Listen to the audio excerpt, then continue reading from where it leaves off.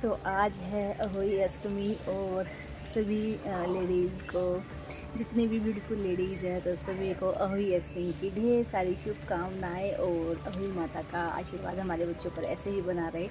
तो वही ये वाला व्लॉग मैं कोशिश करूँगी आज ही अपलोड करने के लिए। और बस हमने सुबह सर्दी के नाम पर हल्का फुल्का ही मैं लेती हूँ, तो चाय मैं लेती हूँ सर्दी के नाम पर। मैं खाती क्योंकि मोस्टली मैं कुछ नहीं खाती क्योंकि और खाया भी नहीं जाता। मठरी वगैरह मैं ले लेती हूँ, लेकिन आज तो मैंने बिल्कुल चाय ही मैंने ली है। मॉर्निंग में 4:30 बजे के आसपास का टाइम होता है, तो तारों की छाँव में आप सुबह अपना सर्दी वगैरह ले सकते हैं। चाय, दूध, कॉफ़ी, जो जैसा भी आपका मन करे। उससे क्या होता है कि थोड़ी सी उससे शगुन भी अच्छा होता है और पूरा दिन आपको भूख भी नहीं लगती, एक एनर्जेटिक आप फील करते हैं। हेडेक वगैरह आपको नहीं होती। कुछ लोग कुछ भी नहीं खाते। तो जैसे आप स्टार्टिंग में फास्टिंग करते हैं ना, तो आपको ऐसे ही करनी चाहिए। तो भाई हमने स्टार्टिंग से ही हमने ऐसे किया है, तो हम ऐसे ही रखते आ रहे हैं। और कुछ लोग कुछ भी नहीं खाते, तो जैसे आप करते आ रहे हैं तो आपको ऐसे ही करना चाहिए। तो अभी हमने चाय वगैरह ले ली है और हल्की फुल्की कर ली है हमने वॉक। और आज का भी पूरा दिन हमारा बिज़ी रहने वाला है। और अभी आप देख सकते हैं कि आधा हल्की सी दिन की शुरुआत हो गई है और मॉर्निंग का टाइम हो गया है 6 o'clock का। तो बस अभी मैं हल्के फुल्के से करूँगी छुटमुट से काम और फिर उठाऊँगी मैं अपनी गुड़िया को, क्योंकि उसको स्कूल जाना है। भाई बच्चों को स्कूल जाना है, हस्बैंड को ऑफिस जाना है। तो फिर करेंगे, देखते हैं कि आज उनको क्या खाना है। फिर चलेंगे हम अपनी किचन में एज़ यूजुअल। तो मिलते हैं एक छोटे से ब्रेक के बाद।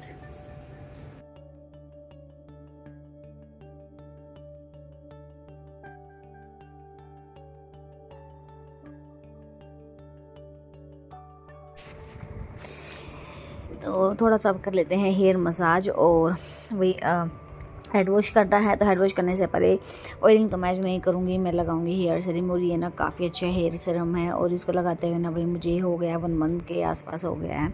और इसमें ना आपका जो हेयर फॉल वगैरह होता है वो भी काफ़ी हद तक कम हो जाएगा, लेकिन रेगुलरिटी हर चीज़ में होनी चाहिए। तो अगर आप इसको रेगुलर यूज़ करते हैं तो आपके ग्रे हेयर प्रॉब्लम जो होती है, ड्राई हेयर जो होते हैं, और सबसे ज़्यादा हेयर फॉलिंग जो होती है ना, उसमें काफ़ी इसके ये यूज़फुल हुआ है। तो बस अभी हम इसको लगा लेंगे सीरम को। तो सीरम लगाने के लिए आपको कुछ नहीं करना होता, आपको रूट्स में इसका यूज़ करना होता है। और रूट्स में अच्छे से पूरे हेड में रूट्स में इसको लगा कर इस तरीके से फिर आपको हल्की फुल्की से आपको हेयर मसाज देनी होती है। इसको एज इट इज़ ना छोड़े और फिर अपना बन वगैरह बना ले, जैसे भी पोनीटेल वगैरह बना ले, उसको छोड़ दे जब तक आपको नहाना है। नहाने से पहले आप अपना आधा घंटा 1 घंटा पहले जैसे भी आपको अच्छा लगे उस तरीके से आप इसको यूज़ कर सकते हैं। और बीच में आप अपने घर के छोटे मोटे काम निपटा सकते हैं, और जब आपको नहाने के लिए जाना हो तब आप अपना हेयर वॉश कर सकते हैं। तो इससे पहले आधा 1 घंटा 2 घंटे जब तक भी ये लगा रहेगा तो आपको मॉइस्चर मिलेगा, हेयर को न्यूट्रिशंस मिलेंगे। तो बस अभी आ गए हैं भाई ढेर सारे बिस्किट्स, और है ना बच्चों को तो अलग अलग वैरायटी की बिस्किट्स चाहिए, कि कोई पार्ले जी का खाता है, कोई हल्दीराम के खाते हैं, कोई किसी चीज़ के खाते हैं। तो यहाँ पर भाई गुड डे के हैं तो और बेकरी बिस्किट्स भी हैं। तो चलिए बस जल्दी जल्दी से कंटेनर्स मेरे को फिल कर लेते हैं, फिर हो जाएगा मेरी मेड का आने का समय। तो तब तक मेड आती है ना, तो तब तक मैं अपने घर के छोटे छोटे से काम जो मुझे करने होते हैं तो वो मैं कर लेती हूँ। और उसके बाद फिर मुझे होली का सामान लेने के लिए भी जाना है। तो भाई आजकल थोड़ी सी मुझे बैक प्रॉब्लम हो रखी है, तो इसलिए मैं ज़्यादा स्टेयर्स वगैरह भी मैं नहीं उतर रही हूँ, तो इसमें भी मुझे काफ़ी प्रॉब्लम हो रही है। तो ज़्यादा देर खड़ा भी नहीं रहा जा रहा, और ज़्यादा देर मैं बैठ भी नहीं पा रही हूँ। तो थोड़ा सा बैक प्रॉब्लम की वजह से ना थोड़े से इश्यूज़ हो रही हैं। तो उसके बाद फिर आज पूजा वगैरह भी करनी है, तो पूरा आगे का शेड्यूल सारा का सारा इस तरीके से फिक्स है। तो फटाफट से बस जल्द डाल देते हैं हम कुकीज़ वगैरह, और फिर हमें आज के दिन के बाद भी फिर थोड़ी सी सफाइयाँ भी करनी हैं। तो देखते हैं कि सफाई वगैरह कैसे होएगी दिवाली की, क्योंकि सारे फेस्टिवल्स एक के बाद सारे ही आ गए हैं इसी मंथ में। दशहरा, नवरात्रे और करवा चौथ, होली, दिवाली सब इसी उसमें आ गए हैं। तो आप लोगों की तैयारियां कैसी चल रही हैं? आप लोगों ने अपने घर की साफ़ सफाइयाँ दिवाली की कर ली है या नहीं की? तो ये फटाफट से कर लीजिए, क्योंकि दिवाली एक इतना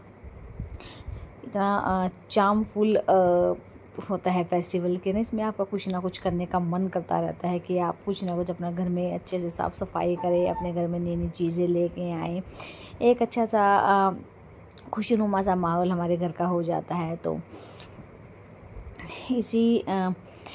इन्हीं चीज़ों के साथ, और भाई अगर वीडियोस अच्छी लग रही हो तो प्लीज़ लाइक और शेयर कर दिया कीजिए, और अपने फैमिली फ्रेंड्स में कर दिया कीजिए शेयरिंग, क्योंकि कोई शेयरिंग करने से है ना हमारी वीडियोस भी आगे बढ़ती रहती हैं, और हमें भी मोटिवेशन मिलता रहता है आपके लिए न्यू व्लॉग्स और वीडियोज़ बनाने के लिए। तो अभी ऑलमोस्ट काम घर के हो गए हैं ख़त्म, और मेड भी आ गई है। तो चलिए थोड़ा सा अपने फेस को भी रेडी कर लेते हैं, क्योंकि हमें भाई आज अपना ब्यूटीफुल सा दिखना है। तो देखिए मैंने ना बिल्कुल नेचुरल मैं आज आपको बता रही हूँ कि अगर आपके पास कर्ड है और आपको देखिए आपको फेस पे ना साबुन तो कभी भी नहीं लगाना चाहिए, और ख़ासकर जिनकी ड्राई स्किन है ना उनको तो टोटली अवॉइड करना चाहिए। तो जैसे कि मेरी नॉर्मल तो ड्राई स्किन है, तो ये कोई ज़रूरी नहीं है, आप इसको ऑयली स्किन वाले भी इसमें इसको यूज़ कर सकते हैं। ऑयली स्किन वाले इसमें हल्का सा लेमन डाल सकते हैं अगर उनको सूट करे, तो नहीं तो एज इट इज़ भी इसको लगा सकते हैं। तो यहाँ पर मैंने कर्ड ली है, और मैंने इसमें डाला है 2 बूंद मैंने लेमन जूस डाला है। तो ये ब्लीच का भी काम करेगा, ब्लीचिंग एसेंस भी इसमें होते हैं, और हमारे जितने भी फेस पर टैनिंग वगैरह होती है ना वो सारी रिमूव हो जाती है। और ऑयली स्किन वाले भी इसको यूज़ कर सकते हैं, ये एक क्लिनज़र की तरह हम इसको यूज़ करेंगे। अगर आपके पास टाइम है तो आप इसको मिक्स करके अपने फेस पर 10 to 15 मिनट्स के लिए आप इसको स्टे कर दें, और फिर उसके बाद आप हल्के गुनगुने पानी से आप इसको वॉश कर सकते हैं। तो इससे हमारी जितनी भी टैनिंग वगैरह वो धीरे धीरे करके कॉम्प्लेक्शन भी ठीक हो जाएगा, और हमारे फेस की टैनिंग भी दूर हो जाएगी। तो जितनी भी ये क्लिनज़र के लिए होती है, कि जैसे कि हमारे फेस पर टैनिंग होती है, डर्ट वगैरह होती है, तो वो सारा इससे अगर आप फेस वॉश यूज़ वगैरह नहीं कर रहे तो कभी कभी आपको फेस वॉश की जगह इस तरीके के आपको नेचुरल चीज़ें भी हम जो हमारे घर में अवेलेबल होती हैं, हमारे किचन में अवेलेबल होती हैं, हमें यूज़ करते रहने चाहिए। तो यहाँ पर मैंने 1 से 2 चम्मच दही ली है, और दही में मैंने लेमन जूस लिया। तो देखिए लेमन जूस मोस्टली लोगों को सूट नहीं करता, तो इससे हल्की सी ईचिंग तो होती है। अगर आपको सूट नहीं करता तो आप इसको टोटली अवॉइड कर सकते हैं। लेमन जूस को आप खाली दही से ही इसको इस तरीके से यूज़ कर सकते हैं। अगर आप लेमन जूस ना डालें तो आप इसमें 1 पिंच से भी थोड़ी सी कम आप इसमें टर्मरिक पाउडर, हल्दी डाल सकते हैं, तो उससे भी अच्छा सा ग्लो आएगा, और टर्निंग वगैरह इसमें डर्ट वगैरह रिमूव हो जाएगी।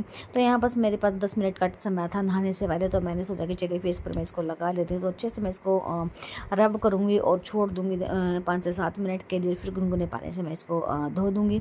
इसको यूज़ करने के बाद आप देखेंगे कि आपकी स्किन पर एक अच्छी सी ग्लो आ गई है। आपकी स्किन पर जितनी भी डर्ट वगैरह थी, ब्लैक का जो चेहरा था, ऑयली वगैरह था, वो सब इससे ऑयल भी इससे हट जाएगा। और जिनकी ऑयली स्किन है तो वो भी इसको यूज़ कर सकते हैं। और इसके बाद अगर आप नहा चुके हैं तो आप रोज़ वाटर का यूज़ ज़रूर करें। तो चलिए अभी रेडी हो लेते हैं भाई खाने के लिए। तो ये मेरी साड़ी भाई ये साड़ी है चेन्नई की जो फेमस सिल्क होती है ना, तो ये साड़ी चेन्नई की है। तो मेरे हस्बैंड मेरे लिए लेके आए थे 3 से 4 साड़ियाँ चेन्नई की। तो लास्ट ईयर की है ये साड़ी, तो मैंने लास्ट ईयर भी मैंने इसको पहना था। तो काफ़ी अच्छी लगती है और काफ़ी मुझे ना प्लेट्स वगैरह बनाने में कोई ज़्यादा दिक्कत नहीं होती, तो मैं जल्दी जल्दी से इसको वियर कर लेती हूँ।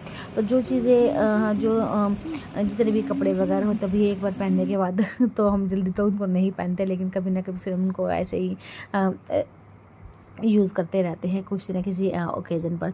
तो मैंने सोचा कि चलिए आज ये ओकेज़न सही है, तो मैंने आज सोचा कि ये वाली साड़ी सही रहेगी। तो पिछली बार भी मैंने हुई अष्टमी वाले दिन ही शायद मैंने यही वाली साड़ी डाली थी। तो चलिए अब हो जाते हैं रेडी।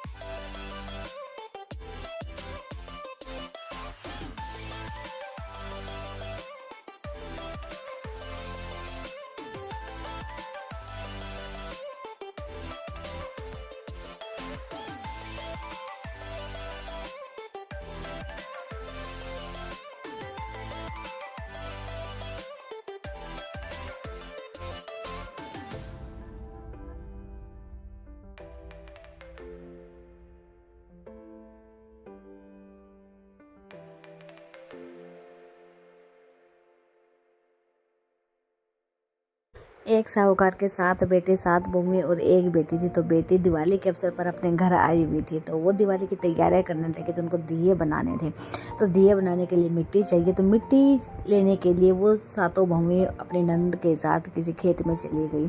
तो वहाँ पर जब ये मिट्टी खोदने लगी उनकी नंद, तो वहाँ पर स्याऊ के छोटे छोटे से बच्चे थे। तो मिट्टी खोदते समय उनकी ननद से गलती से स्याऊ का कोई एक बच्चा मर गया। तो स्याऊ ने इस पर उनको श्राप दिया कि जब मैं तेरी कोख बांधती हूँ। तो इसके लिए उसने अपनी भाभीयों से विनती करी कि मेरी जगह तुम अपनी कोख बंधवा लो, लेकिन उनमें से कोई भी अपनी कोख बंधवाने के लिए तैयार नहीं हुआ। तो जो 7 भाभीयों में से जो सबसे छोटी भाभी थी वो अपनी सासू माँ के डर से उसने अपने ननद के बदले अपनी कोख बंधवा ली। तो अब उसके बाद हुआ क्या कि उसकी कोख बंध गई और जैसे ही उसको बच्चा होता तो वो 7वें दिन वो बच्चा मर जाता। तो उसने एक दिन पंडित जी को बुलाया और पूछा कि पंडित जी मेरा जो बच्चा होता है वो 7वें दिन क्यों मर जाता है, ऐसा क्या हुआ है।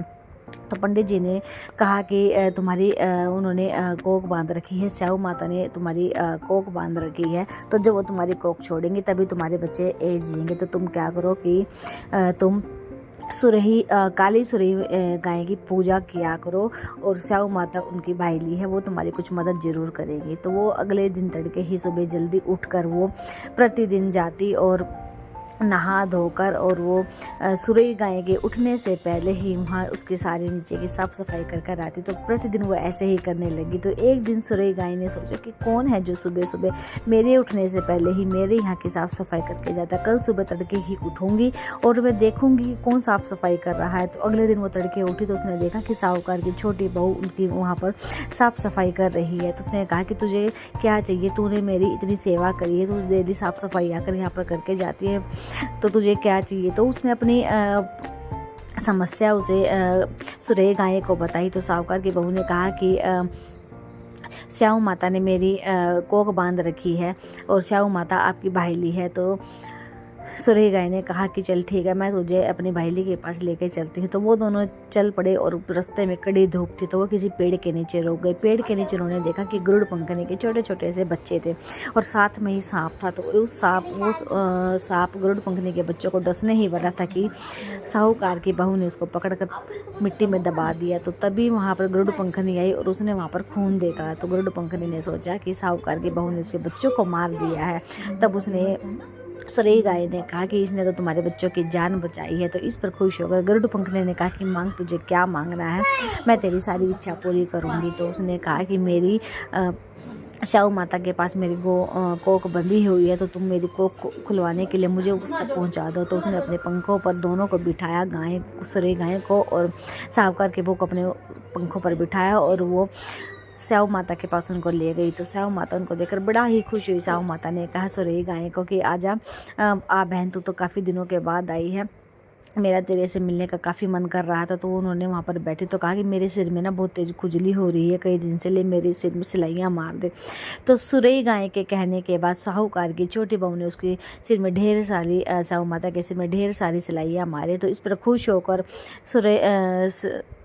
स्याऊ माता ने उसे बोला कि आज मैं बहुत खुश हूँ, तूने मेरे सिर में बहुत सारी सिलाइयाँ मारी हैं, मांग तो क्या मांगती है, तेरे 7 बहू और 7 बेटे 7 बहुएँ हो। तो इस पर साहूकार के बहू ने कहा कि 7 बेटे और 7 बहू कहाँ से होंगे, मेरा तो कोई बच्चा ही नहीं है। फिर उसने अपनी समस्या बताई कि मेरी कोख तुम्हारे पास बंधी पड़ी है, अगर तुम चाहोगे तो मेरी कोख खुल सकते हैं, मेरे 7 बेटे बहू हो सकते हैं।